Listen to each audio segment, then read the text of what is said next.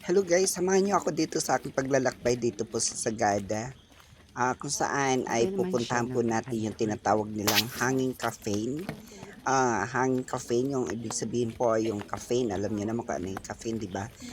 Mga ataol na Medyo pababa tayo nakabitin kaya medyo sa hindi mga nakakahingal. bato Pagbalik nito mamaya sigurado hihingalin tayo nung kasi sinaunang mataas panahon naman. dito sa Sagada, yung sinaunang panahon o Maraming sinaunang tao, tao. kita niyo sa lubong, Okay, alamin din natin may kung bakit nga ba may pauwi, hinahang may nila yung mga papapunta pa cafe na lang. ito dun sa mga namayapa ng mga taga-Sagada dito sa lugar na ito.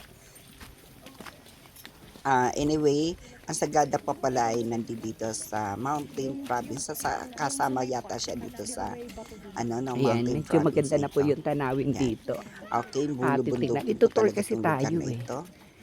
ng tour Kaya guide. medyo mahirap po talaga Kung ano akyatin. makikita natin. Sige. Pero Medyo ayan, makita traffic niyo muna naman 'di konti. ba, maraming Hindi mga natin marinig yung turista or sinasabi ng maraming tour mga guide, pero mayroon siyang sinasabi. pumupunta dito upang Medyo lapit tayo saksihan ng at konti. pupuntahan yung tinatawag nila ng hanging cafe. At hindi lang po yung hanging cafe na mapupuntahan natin. Makikita din po natin ang iba't ibang mga magagandang tanawin din dito sa Sagada. Ay, sorry, Sabagay, mga sorry, sorry. tanawin yung Nakaharang. dumudugtong lang naman. At saka mga form of rocks, you know. Mga tarik po yan Okay, baka. so makikita po Okay. natin na yan may mga kabahayan doon sa ano, medyo in-spread out, medyo pinalakihan na po natin yung ating Sige, tama video lang. para Magdala daw makita po ng natin amlodipine, yung mga amlodipine bahay or o losartan or kabahayan whatever para sa doon sa hypertension. lungsod ng Sagada. Kasi nga talagang matarik Pero daw. Pero napakalayo po ng sige, lugar namin. kakayanin po natin yan. Naka-zoom lang po yan, naka-zoom out. Ayan. Kaya nakikita Sige, po titignan natin. natin mamaya kung totoo nga ba yung sinasabi. Ayan. Ang pinunta talaga namin dito is mag-hiking eh. Pero dahil sa nandito na nga tayo, ay sabi ng tour guide namin meron niya dito yung tinatawag na hanging cafe kaya ating pupuntahan. Ayan, napakaraming tao po dito. Kahit napakahirap akyatin at medyo hindi kaganda ng panahon, medyo umaambon-ambon. Sana wag umulan mamaya ng malakas. Ayan. 'Di ba Tayo medyo kita na ay yung ano. tuloy pa rin sa ating Kanina kasi marami medyo sa ating nakaharang pamamasyal na mga dito sa Sagada. damo, kaya hindi nakita. Yan, titignan natin. Maganda na tingnan.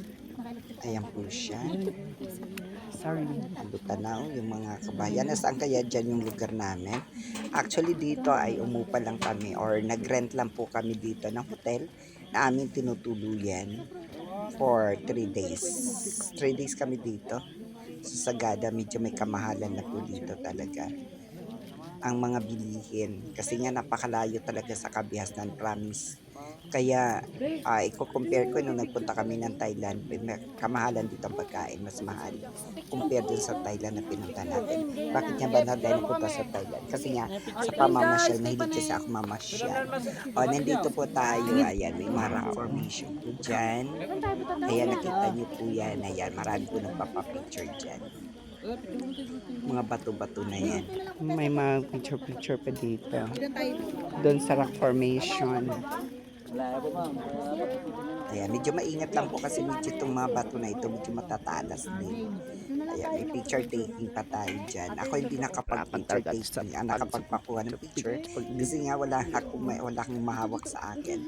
Sarili kong camera, kanya-kanya dito, kanya-kanyang hanap Dito po buhay. tayo. Diba ang Picture kaganda ng mo, mga picture pine mo. trees? Yan, yung iba naman mga kasama, yun, pinipicturean. Mga kasama Naka-video. ko naman, Wait, super sige, busy sige. sila, kaya 1, kanya-kanya na 2, lang kami. 3. Ayan, ang ganda ng tawa ni Ma'am Rolinda. Okay. With hi pa yan, Okay na. ayan. Naka-video yun ha. Yan, Pero may nakapag-picture pa kasama namin. Pwede naman Medyo bata pa rin picture. naman siya.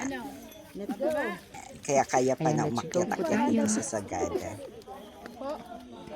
Ayan, bumababa na po kami. Huwag Yan nang po yung target tanong-tanong. namin.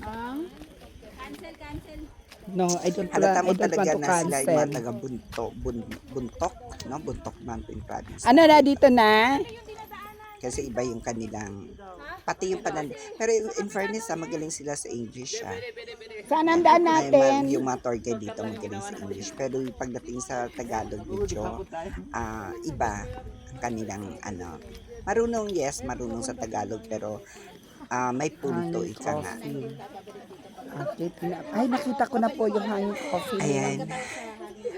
Bawat medyo nag-stop over tayo kasi nga nakakapagod talaga. Biruin mo, akit. Alam ko naman, yung mga pupunta dito ay Ma'am talagang Biang, nararanasan Ma'am lang kung paano Biang. dito umakyat talaga, ano, gogo ka? nakakapagod Ako talaga. gogo. Pero walang Ayun, no, nakakapagod nakita o ko na walang eh. susuko kung may gusto kang marating, Ay, diba? bawal pa rin dito. Kung idadaan mo sa pagod at hindi mo sabihin hindi kaya sorry ka, hindi mo talaga makikita Akala yung ko nais dun lang mong sa ano, makita bawal dito. din pala dito. So ayan, medyo napakaraming tao kaya dito tayo bawal ay dito. medyo Sorry. patigil-tigil. Tapos yung daan niya is medyo makitid lang. Mayroon naman siyang hawakan o handle, no, yung papunta doon. Pero Ayun, may no, mga parang part talaga nakita ko na na, wala ayun, na no. pong hawakan na. Ayun, no. Promise. Parang Dito ayun, medyo no. simentado pa ng konti. Pero mamaya makita nyo mamaya, Ayun, no, ano na talaga, nakahang wala sa na bato. semento. Kung ano na, tawag dito, lupa na talagang aapakan. Yan, medyo malayo pa po yung ating pupuntahan. Ayan, ibang tour guide naman kasi ibang group naman ito. Dito kasi by group. So, hindi po kami kabilang sa grupo na ito. Yung nasa unahan.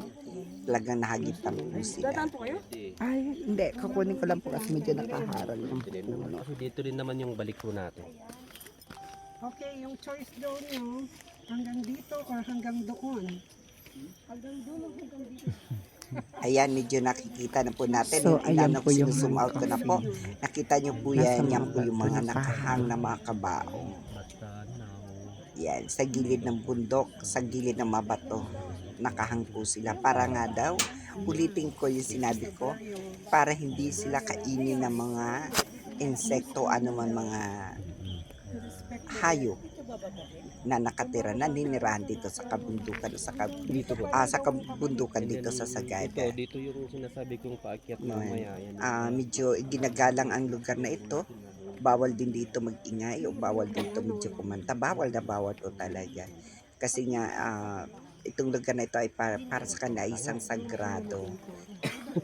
Ginagalang nila ng mga namamayapa nilang mga mahal sa buhay, yung mga ninuno nila. Ay, medyo pahinga muna ulit tayo. Picture. Kasi nakakapagod po talaga sa paglalakad. Ayan, medyo iniikot lang po natin yung camera natin. Yan, para makita ninyo yung mga tanawin dito. Bawat nakikita ninyo yung mga rock formation na yan, yung mga bato na yan, mayroon dyan mga kabaong na nakahang. Yung iba naman ay hindi nakahang, yung iba naman ay nakalagay sa mga ilalim ng bato.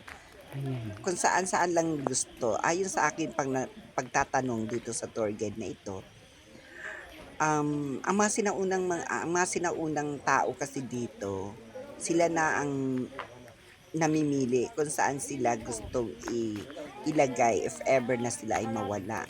So, kung makita ninyo kung saan-saan lang po sila. May mga sa ilalim ng bato, may mga sa ilalim ng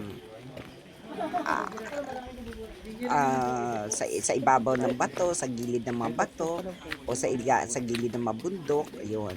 Pero karamihan po dito nakahang. Hanging cafe. Hello. Ay, medyo malapit na po tayo, ha. Medyo malapit na po tayo. Marating na rin po natin yung ating nais marating. Yan.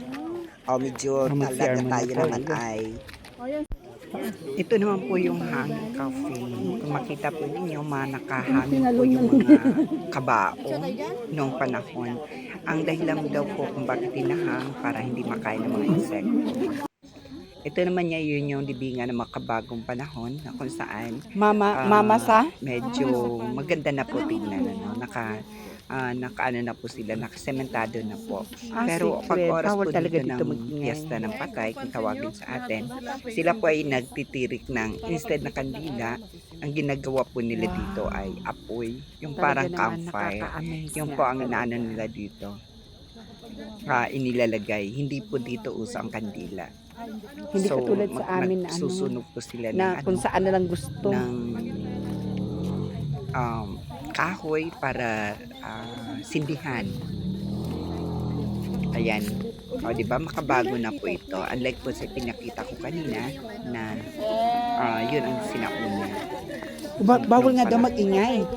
Dito, dito po, ang nasusunod na po dito kung yung mga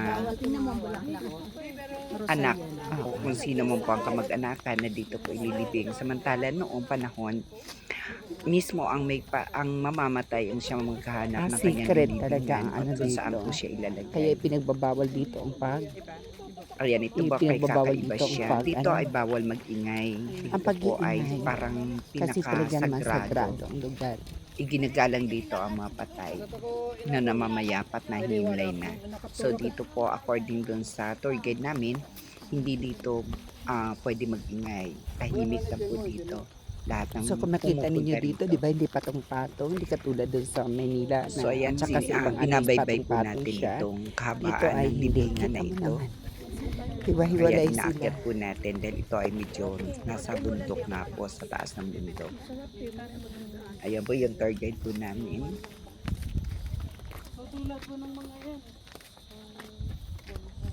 Ayun. So ayan, napakarami. Ay, Napakalawak ito din po ng libingan dito.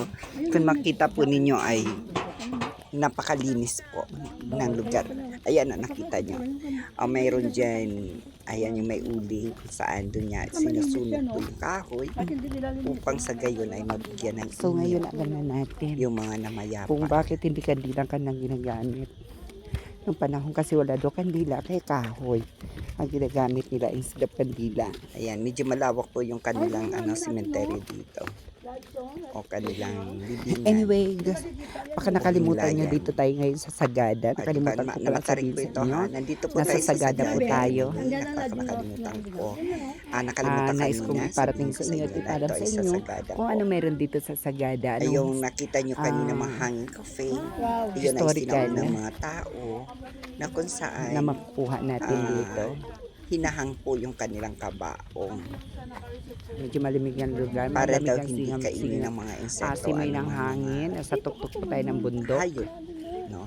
Ayan, kaya Pero hindi Okay po naman lahat siya. hindi po lahat maganda. nakahang. Yung Ayan, iba naman mas ay malamig nasa ang ilalim simoy ng bato doon po hangin. nilalagay. Ang sarap ng pakiramdam. Sige, mamaya po babalikan po Ayan, natin. sariwang hangin, Kung mababalikan preskong pa po presko. natin. So ayan, dito po tayo ngayon. Naglalakad-lakad po tayo upang pumunta pa sa ibang destinasyon dito naman sa Sagada. Tapos sa po tayo Ayan po. dito sa sementeryo nila. Diba? Tayo ay iikot-ikot naman. Medyo malawak nga lang po itong sementeryo nila, no?